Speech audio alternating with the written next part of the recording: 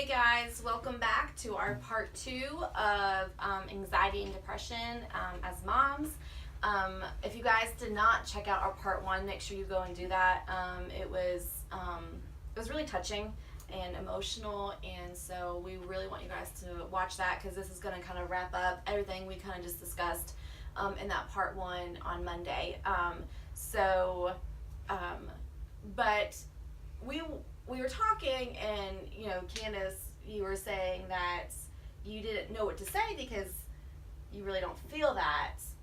Yeah, and I hate being that way because I feel bad, like, because that's what you're saying. I was like, I had some stuff to talk about but then Caitlin, and obviously I witnessed that story because I was there, but I have a hard time empathizing with things like that because I don't have that. My personality, I am just such a go with the flow, whatever comes. I don't worry. I deal with stress very well. And we all hate you. Yeah, and that's just my personality. You don't dwell on anything. Right. Yeah. And so I have a hard time and I've had friends who, and I know it's a real thing, I do not want to make light of right. this situation because I know it is a real thing, and I know depression, people deal with major depression and anxiety, but I'm definitely not the friend to come to when you're dealing with anxiety and depression. I will sit there and listen, I will, because I'm a great listener, but I'm not one who's going to empathize because right. my personality is just kind of like, get over it. Like, and I hate feeling that way. Like, I really don't want to feel that way. But that's just, I feel like right. that because that's what I know. That's who I am. So I was kind of like that. Not like that, but I've always been controlling. But like the fact that I always would say people who kill themselves and this and that, I have no sympathy for them. I don't feel sorry for them. I think it's a selfish thing to do. I would constantly say this. I was very verbal about it. Like, my mom had threatened to kill herself a couple of times, and I was like, fine, go ahead. Whatever. Because I didn't have that empathy. Yeah. So then the event happened in my life that really just kind of shook the core of everything that I was about, and I got into a really dark place. And before I was diagnosed with everything, before I actually went to the doctor, I'd withdrawn. I was coming home, going to bed. My kids, I'm sure, heard me crying every single night. Like, it was just a dark place. And I remember one night, I was done. I was done fighting for everything because I felt like all I'd done for the last almost year was fight. Fight for something that nobody else seemed to care about. Nobody else seemed to care that I was struggling in life, and nobody seemed to care that my world was ruined, in shambles. And so I was just like, screw it. I sat down in my bed and I wrote letters. I wrote a letter to my mom. I wrote a letter to each one of my kids, my sister Asia, and one more person. I didn't even know who it was. Can't remember now. And I had them. So I got into my car, and I knew exactly what I was going to do because I'd heard somebody had done it before, and I was like, this is what's going to happen. I made sure the letters were in waterproofed containers, so when they did pull the car up from the water, they would have them. And they would have reasons as to why I was doing it. And I can remember getting in my car. It's 10:30 at night. And I turned my car on. The kids are asleep. Asia's, I think she went to work or something.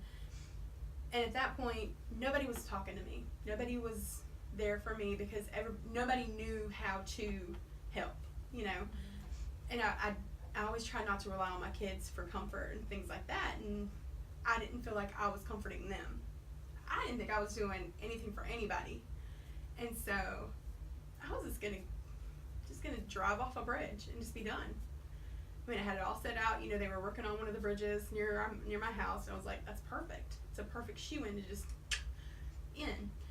And I can remember getting on the road, and I'm bawling. I'm like, and I'm praying, which was not something I had been doing those couple of weeks because I didn't feel God loved me, or He wouldn't put me through the crap I'm putting through. And I'm like, God, come on. Like, what's going on? What have I done so bad? And I'm going to this bridge. There's our tissues. My best friend from work calls me, and she never calls me at night because she's like lazy or whatever. And she says, what the hell are you doing? And I'm like, what are you talking about, Dottie? I don't know. And she's like, are you like not at home? And I'm like, I don't know. And she's like, I need you to pull over. I don't know what you're doing, but I need you to pull over. So I pull over, and I'm like, what? And she's like, something inside of me said, something's wrong. She's like, you're not you. You're not the person that I know. You're not happy. You're not bubbly little goofy Tabetha. You're not in your right mind right now. This is not who you are. She's like, I don't know what you're doing. I don't know what made me call you. But I'm going to need you to turn your ass around, put your car and park at your house, and go to bed. And I'm going to see you at work tomorrow. We're going to have lunch. And I was like, Dottie, and I'm like sitting here trying to like argue with her as to why I didn't want to go home. And I'm like, I'm done, Dottie. I'm tired. This was so tired. I was just tired of fighting for something that I had no control over. And so I got to work the next day, and my boss was like, I need you to come into my office. God, I'm gonna get fired now. Like, what? Okay. Might as well. I mean. And so I'm in there, and I walk in, and all of my coworkers are in there that I've known for years, that have been there for me when I was sick and, other things. And I just broke down, kind of like what a little bit worse than this. And my boss looked at me, and Dottie looked at me, and she said, I need you to go to the doctor. And I was like, the doctor's not gonna fit. I'm not broken. And she's like, no, Tabetha, if you want your job here, I need you to go to the doctor. Something is wrong. And she's like, I know you're hurting. Everybody knows you're hurting. You don't even wear normal clothes anymore. You like, half the time you look half fixed, if whatever that makes sense. And then one of my coworkers was like, do you think about your kids? And I was like, well, are you kidding me? Like, that's all I've been doing. And they're like, no, Tabetha, do you think about what you're putting your kids through right now? They've already been through hell and back with everything going on. Do you really think this is gonna make it better? And so I was like, oh my God. Like, he, out of all people, should not be my voice of reasoning in my life right now. And I was like, breaking down, he's like, I know it sucks. This isn't who you are. And so 2 days later, my nurse, who I loved, calls me, and from my gynecologist, which was weird. And she says, hey, I haven't seen you at church lately. And I'm like, yeah, I haven't been going. I'm just not in the place right now. And she goes, well, your doctor saw you in the store the other day looking a mess, and she's concerned. She wants you to come in. And I was like, okay, I'll come in, whatever. And she's like, I'm gonna need you to come in, okay? And I was like, okay. So I get there, and the only thing I do, I just break down. I didn't talk. I just sat in tears. And she looked at me and she goes, how long have you been feeling like this? And I'm like, so then I just was like, and I tell her everything. And so, they go through the proper protocol of diagnosing you with depression, anxiety, and she's like, I'm going to get you on some medicine. And it's not a fix-all. Yeah. And then, of course, I was embarrassed to tell my kids, hey, I'm going to be on medicine. Because for a while, my daughter thought that people just took the medicine to cover up their feelings and cover up, and that's not what it is. It's definitely not that. That medicine just helps you get to a point to bring yourself out of the cave. it sorts things, you know. I Yeah, mean, it helps makes you your remember. brain- Helps you remember. Right. It gets what your it brain is to be happy again. Yeah. So I was told it makes your brain pretty much connect back Right. to your heart, and so I was on the medication and having to go through, and then therapy went from being 1 time a month to 2 times a week, and like I had to get myself back. So then my point of view changed from selfishness to, oh, that was something I couldn't control. Yeah. So, I mean, I think, oh, sorry for crying, by the way. you know, when you are at your lowest place in your life and you think it can't get worse, you know, and you know, for me it was right after my daughter was born, and you know, just trying to just accept what happened, and the people that I hurt, and forgiving myself, you know, because there was a lot of blame that I put on myself, and so it was just, you know, why does I felt like, why, God, are you breaking me? You know, why do I have to be so broken? And you kind of touch base on that, and it's just, and now that I'm on the other side, it's just like God breaks us in order to make us into what He's created us to be, and it's just like, now that I can breathe, you know, now that I can be happy, like it's just like I'm the person that I was created to be, and God had to literally just break me completely and just say, all right, are you ready to do things my way now? Yeah. You know, and it's just like, but you're right, don't be ashamed to be on medicine. Yeah. You know, No. because that's what people were like, Carrie, you know, my doctors, everybody, you know, they were like, can I prescribe you something? I'm like, I'm fine, you know, that's what I kept saying, I'm fine, You're I'm not fine, yeah. I'm fine, you know. And it wasn't until I was in therapy, and my therapist looked at me and she was like, how many days a week do you cry? I was like, what do you mean how many days a week do I cry? She's like, well, I mean, you know, how many days do you cry? I'm like, well, I cry every day. And she's like, why?